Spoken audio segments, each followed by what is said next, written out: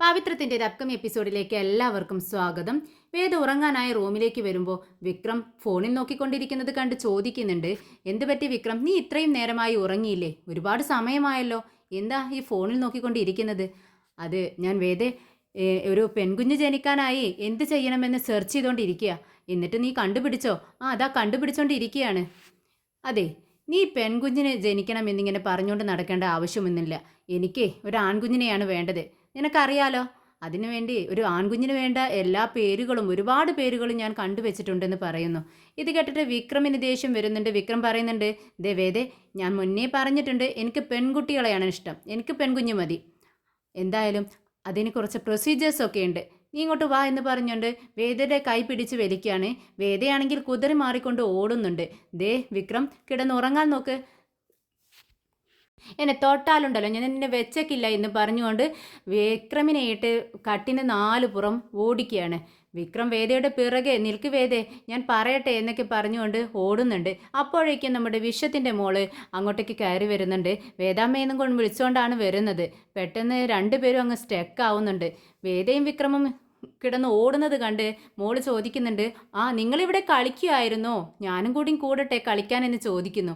ഇത് കേട്ടിട്ട് വേദ പറയുന്നുണ്ട്, അതിനെന്താ മോളെ, നമുക്ക് 3 പേർക്കും കളിക്കാം എന്നും പറഞ്ഞുകൊണ്ട് മോളെ എടുത്ത് മടിയിൽ വെക്കുന്നുണ്ട്. ഈ അമ്മയ്ക്കുണ്ടല്ലോ ഒരു കഥയും പറയാൻ അറിയത്തില്ല വേദാമ്മേ. ഈ ബുക്കിലുണ്ടല്ലോ നിറയെ കഥകളാണ്. എനിക്കാണെങ്കിൽ കഥ കേട്ടാലേ ഉറക്കം വരത്തുള്ളൂ.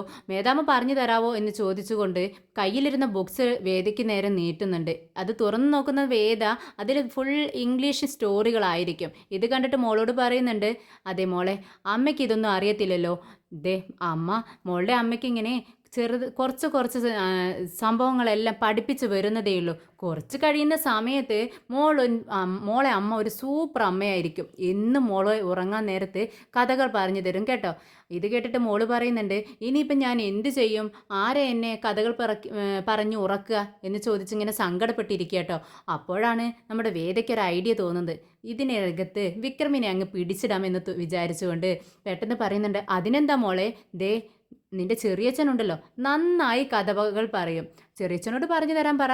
ഇന്ന് മോളെ കഥകൾ പറഞ്ഞു ഉറക്കുന്നത് ചെറിയച്ഛനാണെന്ന് പറയാണ്. വിക്രമിന് ഇത് തനിക്കുള്ളൊരു കുടുക്കാണെന്ന് വിക്രമിന് മനസ്സിലാവുന്നുണ്ട്. എന്നാലും മോളോടുള്ള ഇഷ്ടം കൊണ്ട് വിക്രം അത് സമ്മതിക്കുകയാണ്. അങ്ങനെ മോളെ കഥകൾ പറഞ്ഞ് ഉറക്കുന്നുണ്ട്. വേദയാണെങ്കിൽ മുന്നേ തന്നെ കിടന്ന് ഉറങ്ങുകയാണ്. അങ്ങനെ നേരം വെളുത്തതും വിക്രമും വേദയും കൂടി അമ്പലത്തിൽ പോവുകയാണ്. വിക്രമിന് വേണ്ടി ഒരു വഴിപാട് കഴിച്ചിട്ടുണ്ടായിരുന്നു. അതുകൊണ്ട് തന്നെ നേർച്ച നടത്താൻ വേണ്ടിയിട്ടാണ് രണ്ടുപേരും പോകുന്നത്. വേദ ഒരു നോമ്പെടുത്തുന്നത് കൊണ്ട് തന്നെ ഭക്ഷണം ഒന്നും കഴിച്ചിട്ടുണ്ടായിരുന്നില്ല. അങ്ങനെ പ്രദക്ഷിണം തുടങ്ങിക്കഴിഞ്ഞ് പകുതിയായപ്പോൾ വെയിൽ കാരണവും ഭക്ഷണം കഴിക്കാത്തത് കൊണ്ടും തന്നെ വേദ ക്ഷീണിച്ചു പോകുകയാണ്. പെട്ടെന്ന് മയക്കം വരുന്നുണ്ട്. വീഴാനായി പോകുന്ന സമയത്ത് വിക്രം ഓടിച്ചെന്ന് പിടിക്കുന്നുണ്ട്. എന്നിട്ട് മതി വേദേ, എന്ത് പറ്റി, നിനക്കെന്താ ഇങ്ങനെ ക്ഷീണം വരാൻ? ഭക്ഷണം കഴിക്കാത്തതുകൊണ്ടായിരിക്കും, നമുക്ക് പോയി ഭക്ഷണം കഴിക്കാമെന്ന് വിക്രം പറയുന്നുണ്ട്. പക്ഷെ വേദ സമ്മതിക്കുന്നില്ല. അതൊന്നും പറ്റത്തില്ല വിക്രം, ഇത്രയും ആയില്ലേ, കുറച്ച് സമയം കൂടിയല്ലേ വേണ്ടുള്ളൂ. നേർച്ച നേർന്നത് മുടക്കാൻ പറ്റത്തില്ല, നീ അവിടെ ചെന്നിരിക്കുക എന്ന് പറയുന്നുണ്ട്. പക്ഷെ വീണ്ടും വേദയ്ക്ക് ക്ഷീണം വരുന്നുണ്ട്. പെട്ടെന്ന് ഇവർ സംസാരിച്ച് നിൽക്കുന്നത് കണ്ട് അങ്ങോട്ടേക്ക് പൂജാരി വരുന്നുണ്ട്. സംഭവം എന്താണെന്ന് ചോദിക്കുകയാണ്. വിക്രം പറയുന്നുണ്ട്, ഭക്ഷണം ഒന്നും കഴിച്ചിട്ടില്ല. പ്രദക്ഷിണം വയ്ക്കുമെന്ന സമയത്ത് തലകറക്കം വരുന്നുണ്ട്. ഇത് കേട്ടിട്ട് പൂജാരി പറയുന്നുണ്ട്, അതിനെന്താ കുഴപ്പം? മോള് പറഞ്ഞത് ശരി തന്നെയാ, ഇത് മുടക്കേണ്ട, ഇത്രയും ആയില്ലേ, ഇനി അത് പൂർത്തിയാക്കട്ടെ. പിന്നെ നിങ്ങൾ ആ കുട്ടിയൊന്ന് സഹായിച്ചാൽ മതി. മോൾക്ക് നടക്കാൻ പറ്റുമെങ്കിൽ ആ കുട്ടിയുടെ കൈയൊന്ന് പിടിച്ച് നടത്തിക്കേ. അല്ലാന്നുണ്ടെങ്കിൽ നിങ്ങൾ അവളെ എടുത്തുകൊണ്ട് പ്രദക്ഷിണം വെക്കൂന്ന് പറയാണ്. ഇത് കേട്ടപ്പോൾ വിക്രമിന് സന്തോഷമായി. പക്ഷെ വേദ സമ്മതിക്കുന്നില്ല. വിക്രം, നീ എൻ്റെ കയ്യിലൊന്ന് പിടിച്ചാൽ മതി, ഞാൻ പ്രദക്ഷിണം വെച്ചോളാം എന്ന് പറയുന്നു. പക്ഷെ വിക്രം സമ്മതിക്കുന്നില്ല. പൂജാരി പറഞ്ഞത് നീ കേട്ടതല്ലേ, ഞാൻ നിന്നെ എടുത്തുകൊണ്ട് നടന്നോളാം എന്ന് പറയാണ്. അങ്ങനെ വിക്രം തൻ്റെ 2 കൈകൾ കൊണ്ട് വേദയെ വാരിയെടുത്തുകൊണ്ട് പ്രദക്ഷിണം വെക്കുകയാണ്.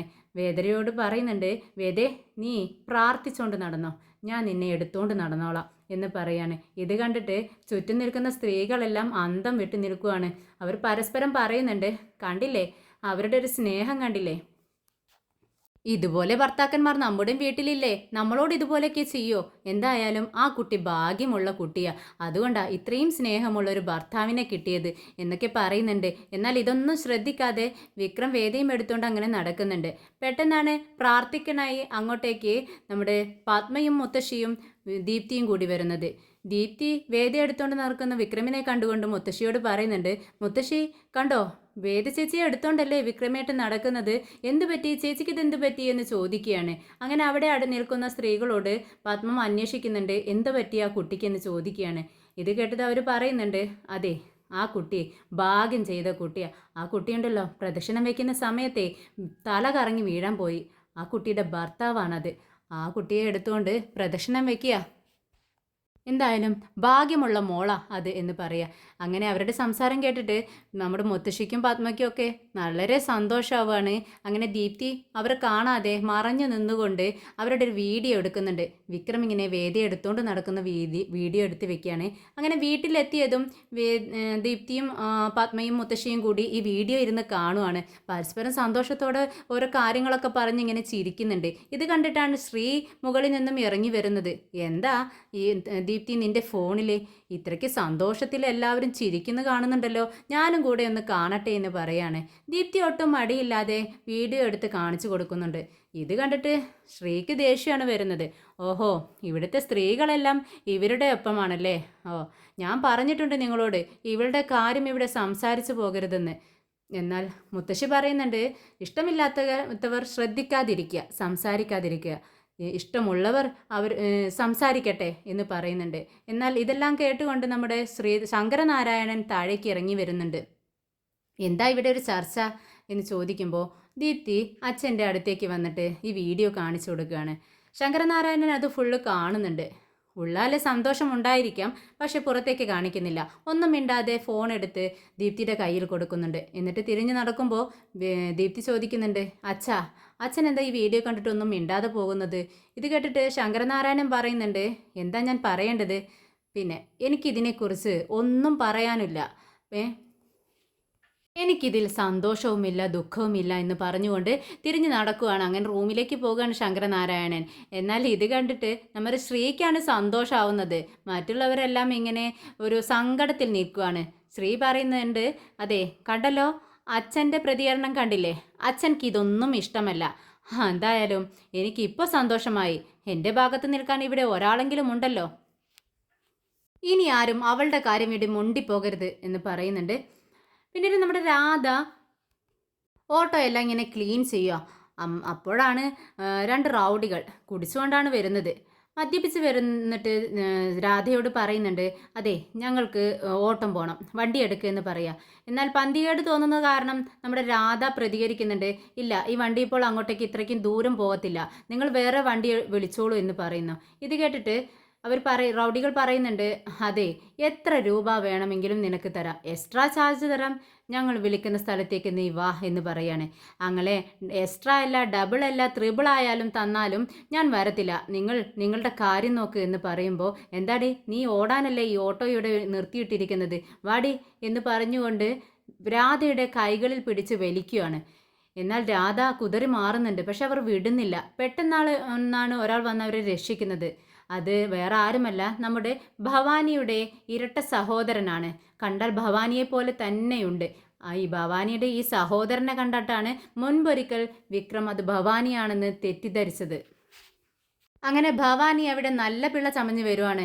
ഗുണ്ടകളെ അടിച്ചൊതുക്കി രാധയോട് മാപ്പ് പറയിക്കുന്നുണ്ട്. എന്താടാ നിങ്ങൾ റൗഡികളാണെങ്കിൽ സ്ത്രീകളോട് മര്യാദയില്ലാതെയാണോടാ പെരുമാറുന്നത്, ഏത് സ്ത്രീകളായാലും അവരെ മാനിക്കണം എന്ന് പറയാണ്. ഇത് കേട്ടിട്ട് രാധ അവൻ്റെ മുഖത്തേക്കൊന്ന് നോക്കുന്നുണ്ട്. അങ്ങനെ റൗഡികൾ അവിടെ നിന്നും ഓടി രക്ഷപ്പെടുന്നുണ്ട്.